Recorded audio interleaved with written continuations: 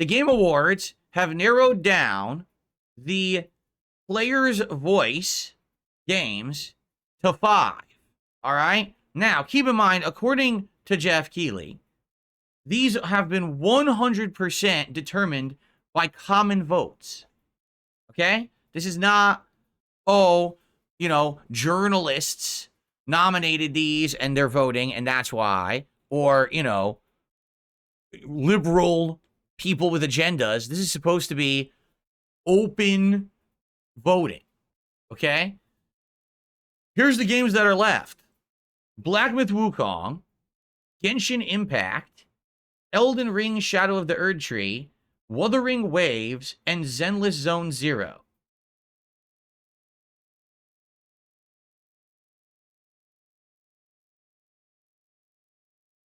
Do I even need to comment? The thing is, when you have open voting, correct, you have a lot of people who are essentially drumming up votes while the rest of the internet is just kind of not paying attention. Like, I'll be honest, I haven't voted. I didn't really care to vote for this, but now I haven't voted, and I go back and I look at it, and I'm like, wait, what?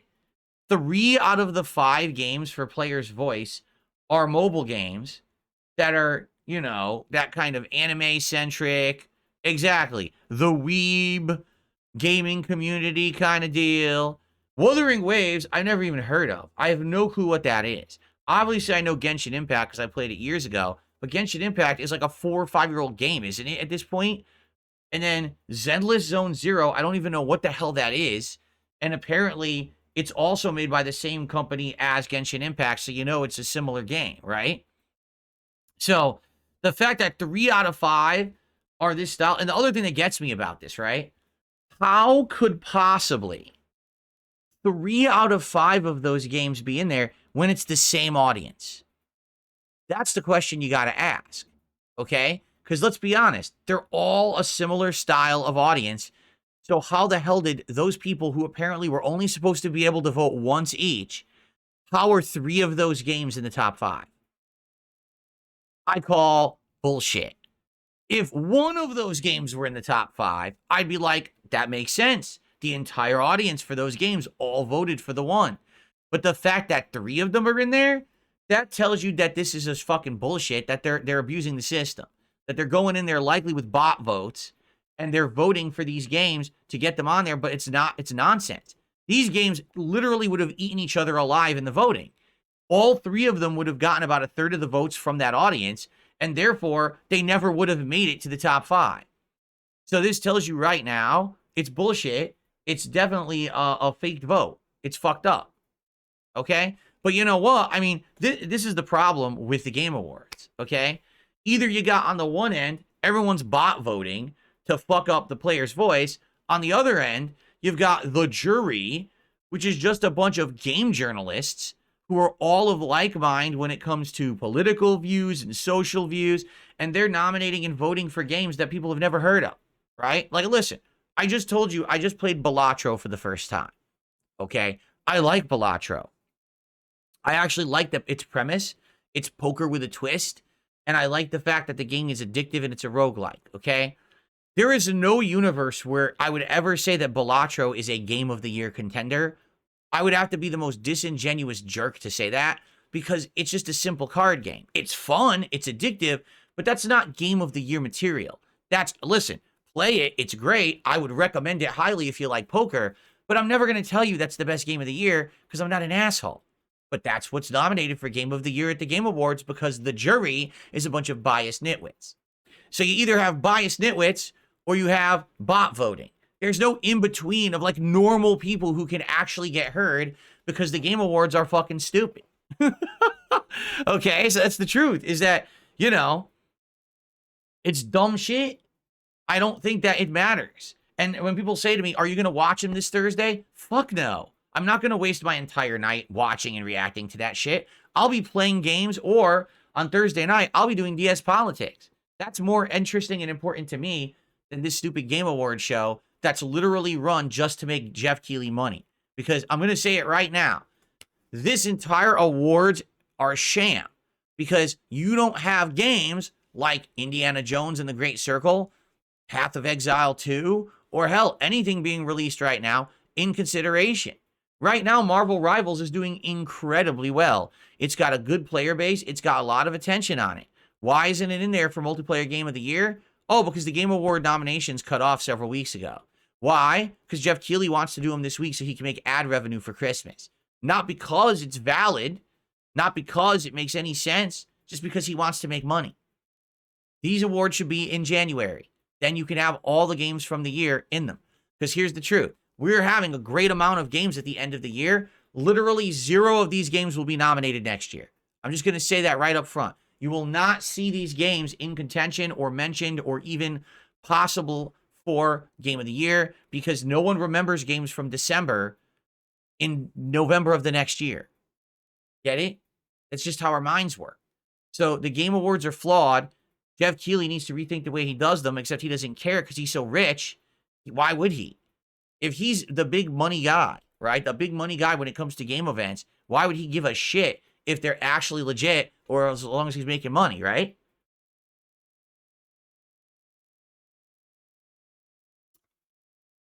So, it is what it is.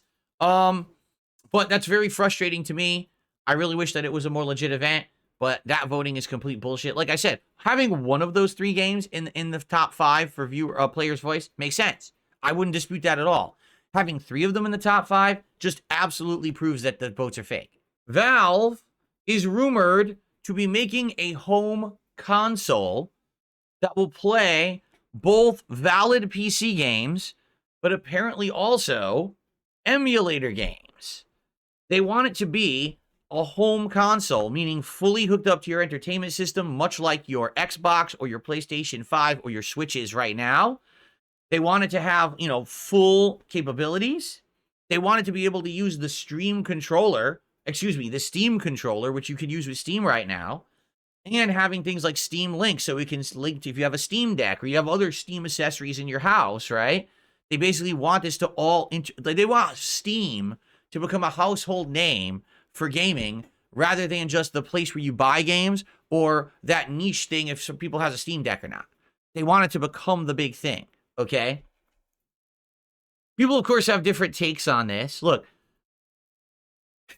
Valve is entering the console living room market. It's all over for Xbox. I wasn't aware that Xbox was even in contention at this point. I mean, Xbox has fallen apart systematically over the last 5 years with little to no foothold in the gaming market. So I don't know why they're saying that. So anyway, I mean, my take on it is, again, if they put effort, marketing, all of that into it, all right, if they did, I feel it could work. Because right now, admittedly, Xbox has floundered. And their whole strategy now is to not even focus on Xbox as a console, but everything is an Xbox. Your phone is an Xbox. Your electric toothbrush is an Xbox. Your bidet in your bathroom is an Xbox. They're morons. They're never going to sell anything that way, but that's where they're going because their leadership is fucking atrocious at this point, okay? So, my take is, with Xbox stepping down from contention, okay, there is an opening in the marketplace for another contender. There absolutely is. With a company called itch.io. Now, admittedly, I don't know much about itch.io, okay? I don't know what kind of games they sell or whatever, but they apparently are a legit company that sells games online. It's some kind of a game distribution service or something like that. I don't know. Well, guess what happened overnight? Funko, yes, that's right. The company that makes Funko Pop figures and a million other Funko things now, because the Pops are so popular, they spread out and do a whole bunch of content now, right? They even have a game that flopped miserably, but they do have a game. They have seemingly false flagged itch.io with a phishing report, and from what is being reported, it's because of bad AI. Everything possible is being thrown towards AI to do. Do this, do that, do this, do that. And we're seeing some things are becoming amazing and other things are just failing miserably. When AI was first announced as it was going to be this big thing a few years ago, I was very skeptical. But now I'm seeing that AI could have some pretty good applications, right? Right now, my background being removed is really awesome. This camera has an ability to actually follow me around the room if I turn on the AI tracking. I think that's cool. Now, personally, I don't want to use that, but I think that's cool, right? But it's dumb to think that AI in its infancy, which it is, it's definitely still in its infancy, it's going to be smart enough to identify issues like copyright or trademark or whatever it was that Funko was using it for, and is going to do it properly. You know, it's sad because YouTube on a daily basis is granting thousands upon thousands of fake claims and no one holds them accountable. Why? Why does no one sue YouTube and say your AI is faulty? It was your responsibility to make sure that you enforced the law properly. You misenforced the law tens of thousands of times a day. Here's a ginormous lawsuit. Fuck you. Get sued into oblivion. No. You have to actually put effort into doing things in life. You have to actually have time and discipline and investment. These things take time to develop. You can't just expect that because AI exists that it's going to be smart enough to do these things.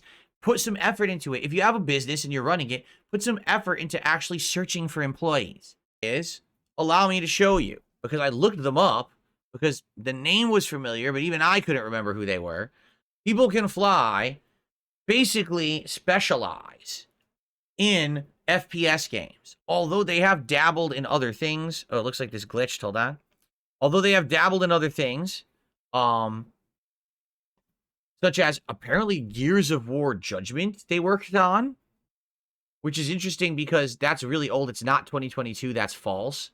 That game came out over a decade ago. That was the spin-off game of Gears of War. Bulletstorm, I remember playing Bulletstorm. It was a really good game. And I guess recently they made Bulletstorm VR or something. But yeah, what they're known for more recently is Outriders. This that 2021, team shooter game. And I guess a lot of people played it back then, but it's definitely monstrously dipped in popularity recently. No one's really talking about Outriders, and not many people are playing it as much anymore, right? So this is the games that they've worked on over the years. But we haven't heard from them in a while besides Outriders. I guess that's their current project, right? So, sadly this morning, People Can Fly had their CEO post an update. And I'm trying to remember. I think you do this and then you can zoom in. Yes. Today we made a very difficult decision to reduce our self-publishing strategy by suspending Project Victoria, scaling down our team on Project Bifrost, and restructuring some of our supporting teams at People Can Fly. We're deeply saddened by the fact that the situation means suspending or parting ways with more than 120 talented aviators, colleagues who we enjoyed having as part of our team. This action became necessary as eternal market pressures persisted beyond our forecasts. The video game market is still evolving. We have to adjust where things are today. We are redoubling our efforts with new work-for-hire engagements and focusing on the development of a single independent game. And then we believe in our teams. We're grateful for their contributions. We realize that this is a profoundly challenging time for our team members. So, sad, but another symptom of our industry. It's not a failing industry, but it's definitely an industry where I feel like there was a lot of bloat for a while. Like, let's be honest, Outriders, would you think that Outriders was going to be successful for 5 to 10 years? The bubble burst on that. The bubble burst on Battle Royale. The bubble burst on team-based shooter, online co-op. All these bubbles are bursting. No one wants to play the 10th new game of the same exact genre anymore.